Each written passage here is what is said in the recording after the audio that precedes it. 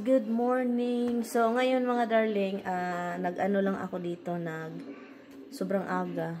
Kailangan ko. Do you have coffee, love, right? Yep. Okay. Do you want something? Are you sure? Yeah. Why you are mad? I'm not bad. Huh? I'm not bad. Nanonood siya ng movie early in the morning. What movie is this? It's not movies, man. Malak? Okay, so why you upset? Every time you talk like you are upset. I'm not upset. What are you talking about, huh? I don't know. Where's your daughter? Preconception. She's with me.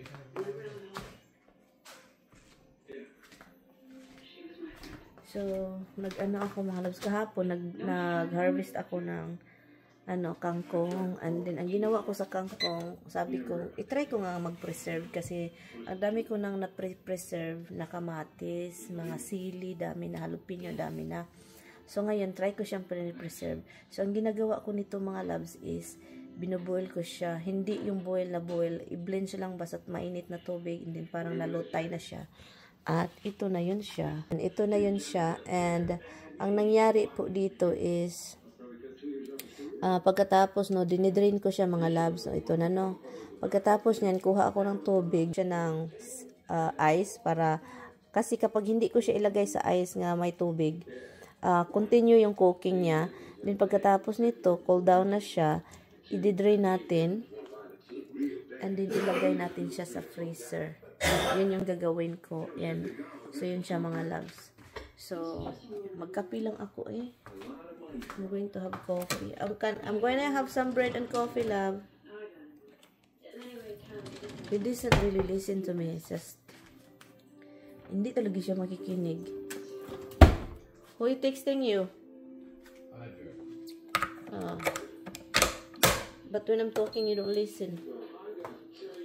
Makalagot usahay. Makalagot. Maglagot ko. Kaya kuan. Kaya ka nang sobrahan ba? Nasobrahan na sa kakuan itong asawa ko. Ang ginagawa niya, palagi na lang siyang nag-text sa mga trabaho niya. Why is just texting you now? Why is texting you? Ano ako guys, kasi nga, yung feeling ko, kapag meron ako since 3:30 in the morning, tell him he need to pay you.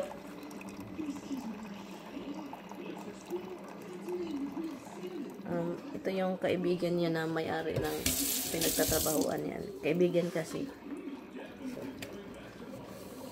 So, disturbo mga loves. Ang nag-alala ako kasi nga hindi ko alam kung kailan ni Mr. Kailan niya bayaran yung aming tax. Kasi ang laki ng mga loves, kung tagalin niya, kung matagal siyang magbayad, ang mangyari kasi is, ang penalty pataas ng pataas pa. I think pataas siya. Monthly ang penalty. And then, itong asawa ko, tapos na nag-file na yung mga tao, Ngayon, bayad na. Hindi pa siya magbabayad. Sabi ko sa kanya, bayaran mo na kahit wala man tayong choice. Kung hindi mo yan babayaran, patagal ng patagal, palaki na ng palaki. And then or magka-problema pa tayo, kunin itong bahay, Kasi iba kasi ang gobyerno dito mga loves. Kapag yun na yung, hindi ka pwedeng maglalaro sa ganyan, yung tax. Kasi kapag hindi mo siya bayaran talaga, ipo-pull out yung kung ano meron ka. Yung mga bangko mo, yung ganun.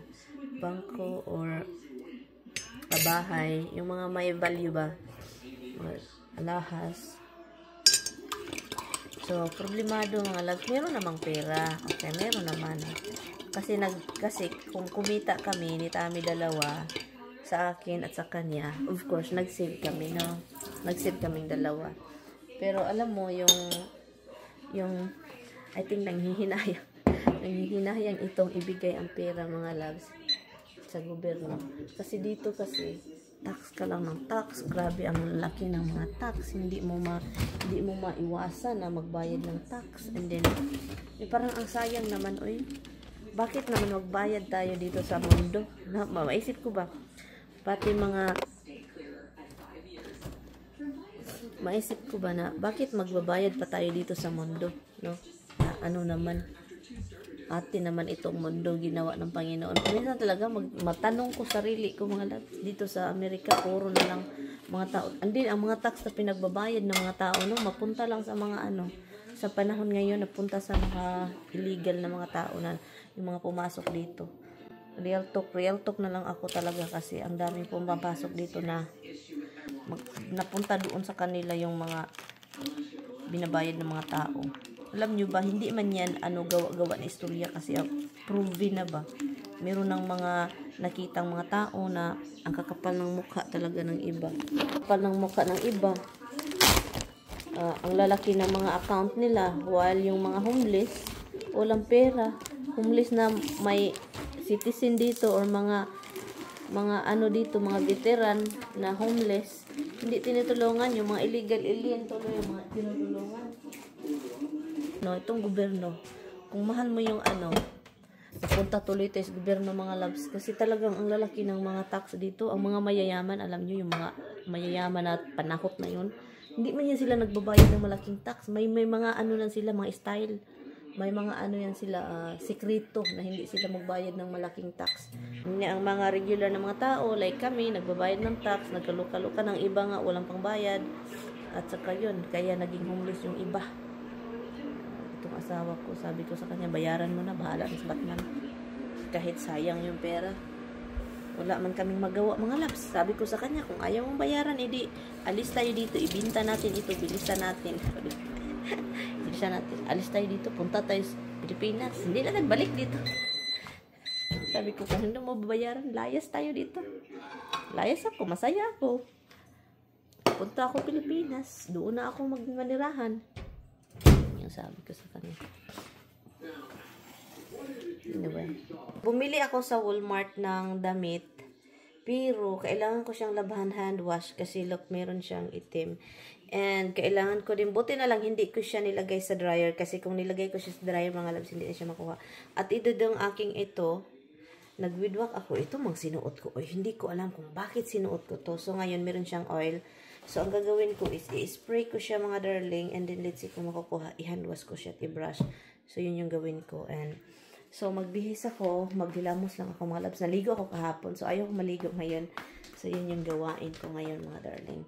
So, pagkatapos nito, yun lang. Wala na akong ganap. Si Brenda, yung bigyan ko siya ng bigyan ko siya ng kangkong. Hingi kasi siya ng kangkong. So, bigyan ko lang siya. Andito po ako sa Market Fresh, naghintay kay Brenda.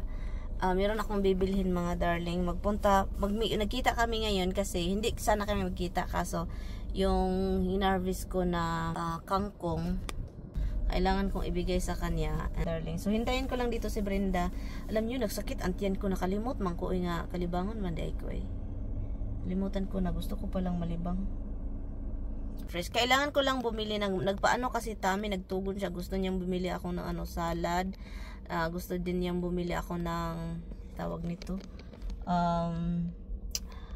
orange juice. Gusto din niya akong bumili ng yung creamer. So kaya punta tayo sa Walmart. So ito siya, hindi ko pa nagawa. So meron ako ditong tubig with ice, no. So i-try natin ito kasi gusto kong mag-try ng preserve sa dahon, no?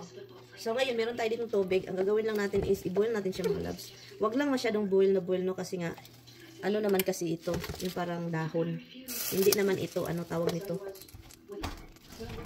So kailangan lang natin siyang i-boil dito, ganoon. Dapat nalagay natin lahat isahan. At nilinis ko na po siya ito mga darling. Ang linis ko nito is inano ko lang siya. Iniisa-isa kinuha ko yung mga dahon ng mga maraming kinainan, and then kinuha ko din yung mga dumi kasi malalapok, diba?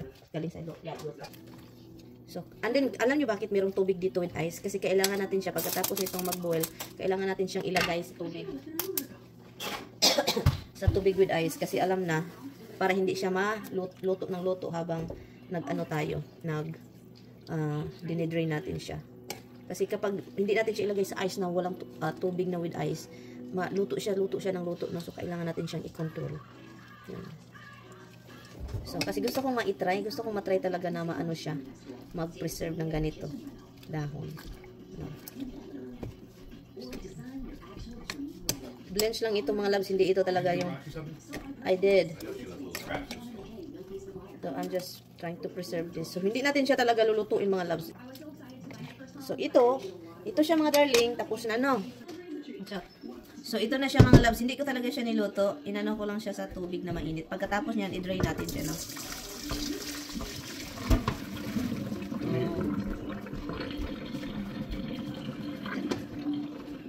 And then, after that, mainit siya, no? So, kailangan natin siya, kasi dahil sa sobrang init niya, look, mainit siya, oh. Malinis po yung kamay ko, ha? Sa sobrang init niya, luto siya ng luto. So, ang gagawin ko po, is ilagay natin siya dito, para makontrol mga loves, ang kanyang pagluluto. Ilagay natin sa tubig na with ice, no?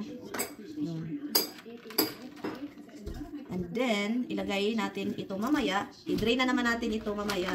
Pagkatapos mag-cool down ito. And then, ilagay natin sa ziplock. And then, pagkatapos niyan, malinis po yung kamay ko mga loves. Kasi kanina pa ako sa tubig naglalaro. Nilinis ko po ito isa-isa.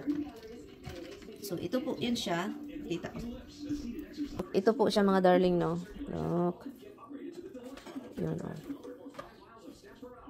So, oo, iba siya sa mga priskong-prisko na gulay kasi nga ano siya, 'di ba? Iba na siya. Pero 'yun, at least meron tayong ma-preserve na dahon. Start tayo mag-preserve para hindi tayo magkabuang sa ano. Sa winter, meron tayong magugulay. Yeah, simple. And then, i-drain natin siya dito. And pagkatapos niyan, huwag masyadong drain na, mag-dry na siya kasi maganda siyang may moist pa rin habang nilalagay. Katulad ng mga makikita natin sa sa mga frozen na mga gulay, may moist pa, 'di ba? May tubig kasi kailangan para hindi siya diba? So konti lang i-drain and then ilagay sa ziplock. Ito na yung ating kita ninyo. So ito na siya mga loves. Malinis na po ito, ha. Tingnan nga natin ano to.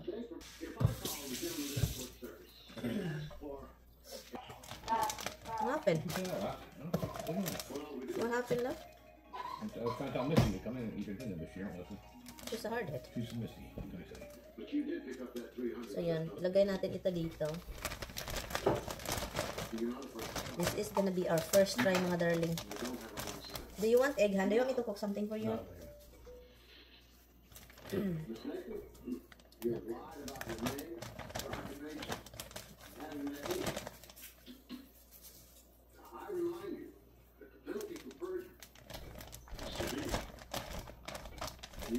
So, wag na tayong mag-alala sa aking kamay. Kasi ang aking kamay po is, ano po yan, malinis mga loves. So, mabango siya mga loves. Amoy kangkong talaga siya, no? Okay. Dalawahin ko siya mga loves para, ako lang kasi kakain din ito, no? So, yan. Mamaya na natin yan. Una ng hangin.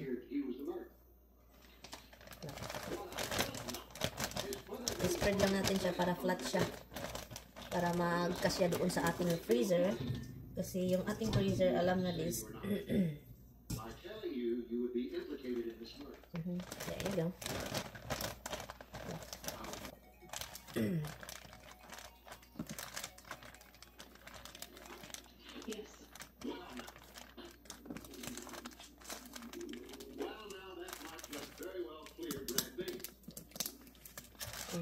May hangin pa rin siya, obviously, no? Pero hindi talaga siya yung sealed na sealed.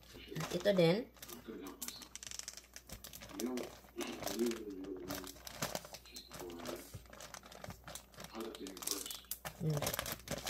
Ito na siya mga darling. Preserve. Ilagay sa freezer. Yan. Dito natin. Ito yung kamatis natin. Marami akong kamatis mga loves, no? Na preserve. And then, i-close natin siya. And ipakita ko siya mamaya pag tapos na ako. Or mamayang hapon, pakita ko sa inyo yung ating resulta kung anong hitsura niya kapag nag-frozen. So ngayon, tignan na natin mga loves yung ating inano kaninang umaga. Tignan natin kung anong hitsura niya. Na-frozen na siya. Lagahi na siya mga loves. Tignan niyo. Ito siya, oh.